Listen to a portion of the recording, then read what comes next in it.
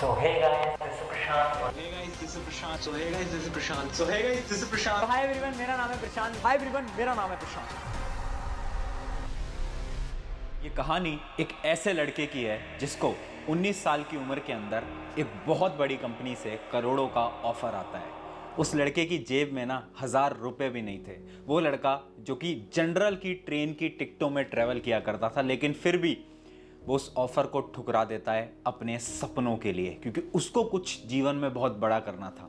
ये कहानी मेरी खुद की है। हाँ, मेरा नाम है प्रशांत किराड़ और आज मैं अपने जीवन के सारे आपको वो रहस्य बताऊंगा जो कि आज तक मैंने किसी को नहीं बताया। नमस्कार, मेरा जन्म 9 दिसंबर 2001 को राजस्थान के एक छोटे से शहर जिसका नाम है अलवर, वहाँ पर हुआ। 2001 में प्रशांत का जन्म हुआ था। उस समय हम किराए के मकान में 2 कमरों का हमारा एक फ्लैट था, वो किराए के मकान में हम लोग रहते थे। मेरा जन्म एक मिडिल क्लास फैमिली के अंदर हुआ, लेकिन हर एक मिडिल क्लास पापा की तरह जो मेरे पिताजी हैं, उन्होंने भी मेरी एजुकेशन के अंदर कोई भी कमी नहीं छोड़ी। मैंने जो स्कूल बोला, जो कोचिंग बोली, जो बुक बोली, उन्होंने सब कुछ दिलाई।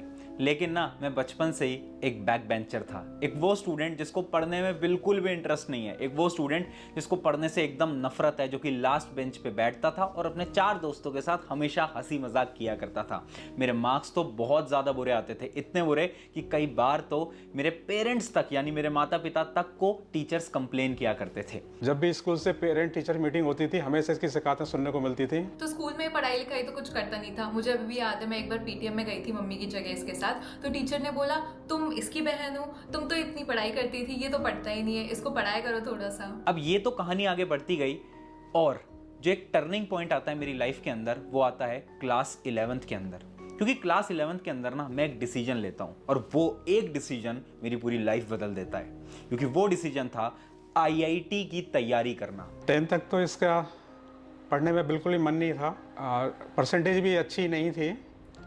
उसके बावजूद भी इसका ये था कि नहीं, मुझे इंजीनियरिंग लाइन में जाना है, कोचिंग करना है और मेरे को जेई देना है। एक ऐसा एग्ज़ाम जो कि इंडिया का one of the toughest exam माना जाता है।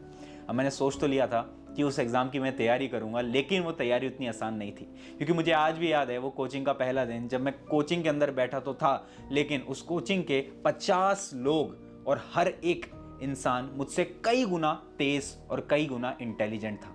उन्हें देख के ऐसा लग रहा था कि यहाँ पर मैं आखिर कैसे स्टैंड कर पाऊंगा। हर बार मुझे ऐसा ही लगता रहा। धीरे धीरे लाइफ आगे बढ़ती गई, मार्क्स बहुत ड्रॉप होते गए और मैं बहुत ज़्यादा लाइफ के अंदर डिमोटिवेट होता गया। एक समय ऐसा आता है ना, जो कि हर एक स्टूडेंट की लाइफ में आता है, जब उसे ऐसा लगने लगता है कि मैं एकदम बेवकूफ़ हूँ और शायद मेरी लाइफ के अंदर मेरा कुछ नहीं हो पाएगा। मुझे भी ऐसा ही लगने लगा था। 11th में ये काफ़ी पीछे आ चुका था, तो इसने हमने काफ़ी कोशिश की इसको आगे करने के लिए, लेकिन इसने मतलब पढ़ाई पे ध्यान नहीं दिया। लेकिन उस समय पर मुझे आज भी याद है, मेरे एक स्कूल के टीचर जिनका नाम सगाए राज सर है, उन्होंने मुझे बुलाया और उन्होंने मुझसे एक सवाल पूछा कि क्या चल रहा है लाइफ के अंदर। मैंने थोड़ा एक्टिंग करते हुए, हंसी मजाक करते हुए मैंने उन्हें जवाब दिया कि सर सब कुछ बढ़िया है, अच्छी पढ़ाई चल रही है। उन्होंने मुझसे कुछ नहीं बोला, ना मुझे डांटा, बस उन्होंने एक लाइन मुझसे बोली कि देख प्रशांत, तेरी लाइफ ना तेरे इस हाथ में है। या तो तू अपनी लाइफ को ऐसे ही चलाते रहे जैसे कि ये चलती आ रही है, या फिर तू आज अपनी लाइफ के डिसीजंस को बदल, मेहनत कर और फिर देख तुझे क्या रिजल्ट मिलते हैं। यानी ना, मुझे एक ऐसा इंसान मिला अपनी लाइफ के अंदर जिन्होंने मुझसे ये बोला कि तू कर सकता है। वरना हर कोई तो यही बोल रहा है ना कि तू नहीं कर सकता, तुझसे नहीं हो पाएगा। वो लाइन ना दिल पे लगी और ऐसा लगा कि नहीं यार, अब तो कुछ करना है, अब मेहनत करनी है। क्लास 12 स्टार्ट हो गई थी और वहां से मैंने मेहनत करना स्टार्ट करा। मुझे पता है मैं लोगों से बहुत पीछे था, बट मैंने हार नहीं मानी। मुझे पता था कि अगर लोग 2 घंटे पढ़ रहे हैं तो मैं 4 घंटे पढ़ूंगा, अगर लोग 4 घंटे पढ़ रहे हैं तो मैं 6 घंटे पढ़ूंगा, लेकिन मैं करके रहूंगा। और जैसे ही फिर ये 12th में आया तो बिल्कुल इसका ध्यान एकदम डाइवर्ट हो गया स्टडी की तरफ। जब मैं इतनी मेहनत करता था ना, तो मेरे पेरेंट्स को भी देख के लगता था कि इसको क्या हो गया है, इसको तो एक आईआईटी का भूत सवार हो गया है। और फिर आता है वो दिन जिसका मुझे इंतजार था, आईआईटी जेई का रिजल्ट। जेई मेन, जेई एडवांस दोनों क्लियर हो चुके थे और रैंक आई बहुत अच्छी, इतनी अच्छी कि आईआईटी तो अपना पक्का था। पहले तो हमें बिल्कुल विश्वास ही नहीं हो रहा था कि ये जेई क्रैक की कर पाएगा, क्योंकि जिस हिसाब से ये पढ़ता था 11th में और जो 10th का इसका जो रिजल्ट थे, उसको देखते हुए हमें लग ही नहीं रहा था कि जेई क्लियर भी कर पाएगा, लेकिन जब जेई इसने मेन क्लियर किया तो अपने आप में एक हमारे लिए तो एक आश्चर्यजनक थी कि भाई इसने जेई क्लियर कर लिया है। मुझे आज भी याद है जब मैं अपनी उस कोचिंग में गया ना, जहाँ पर हर एक टीचर ऐसा लगता था उनको कि मैं तो कुछ नहीं कर पाऊंगा, मेरे तो कभी मार्क्स ही नहीं आ पाएंगे, कहाँ मैं आईआईटी के सपने देख रहा हूँ। मुझसे हर कोई यही बोलता था। मुझे याद है जब मैं चल के गया और जब सारे जूनियर्स ताली बजा रहे थे, वेलकम कर रहे थे, बुला रहे थे कि वाह यार, वो देख कर ना मेरी आंखों में से आंसू आ गए। उन सब टीचर्स जिनको लगता था कि मैं नहीं कर पाऊंगा, वो शॉक हो गए कि आखिर इस इंसान का कैसे हो गया, ये तो बैक बेंच पे बैठा करता था, इसने इंडिया का टफेस्ट एग्जाम कैसे क्रैक कर लिया।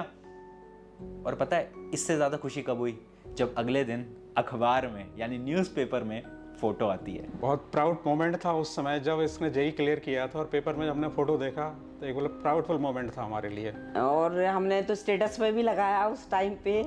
काफ़ी सारे मेरी फ्रेंड्स थी, उन्होंने कहा मेरे बेटे के इतने आए, तो हमने अपना बेटे का रिजल्ट दिखाया प्रशांत का, तो उन्होंने यकीन ही नहीं किया कि इतने अच्छा स्कोर किया इसने। मुझे याद भी याद है मेरे पिताजी उस अखबार को लेते हैं और सबको दिखाते हैं। उनकी आंखों में ना एक चमक थी जो कि मैंने पहली बार देखी थी। वो चमक ना बहुत अलग थी। सब कुछ अच्छा चल रहा था, एकदम बढ़िया जा रहा था, पर जैसा बोलते हैं ना कि जब सब कुछ अच्छा हो तो किसी ना किसी की नज़र लग जाती है।